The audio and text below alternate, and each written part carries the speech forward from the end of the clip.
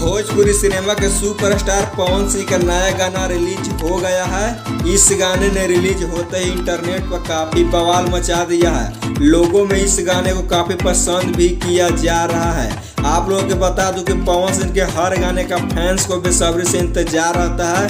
हाल ही में पवन सिंह एक्ट्रेस समृद्धि सिन्हा का नया रोमांटिक गाना रिलीज किया गया, जिसने आते ही यूट्यूब पर गदर मचा दिया है। तो जी हाँ, मेगा स्टार के इस गाने को रिलीज हुए 24 घंटे भी नहीं हुए, लेकिन इस गाने यूट्यूब पर हलचल बढ़ा रखी है। आप लोगों को बता दूं कि हाल ही में पवन सिंह और समृद्धि सिन्हा का नया गाना धन मन भावेला वर्ल्ड रिकॉर्ड भोजपुरी के ऑफिशियल यूट्यूब चैनल पर रिलीज हुआ। पवन सिंह के नए रोमांटिक गाने धन मन भावेला को पवन सिंह के साथ साथ प्रियंका सिंह ने भी अपनी आवाज दी है। इसके साथ ही अगर इस गाने के लिरिक्स की बात करें तो इस गाने में लिरिक्स दिए हैं छोटी यादव और म्यूजिक दिया है रजनीश मिश्रा। गाने की बात करें तो इसके वीडियो में पवन सिंह और समृद्धि सिन्हा की केमिस्ट्री बेहद कमाल की है।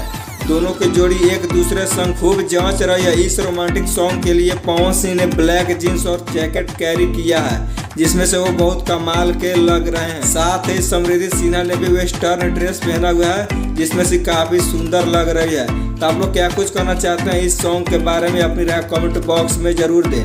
अगर वीडियो अच्छी लगे तो इस वीडियो को शेयर भी कर दे। तो मिलते हैं नेक्स्ट वीडियो में।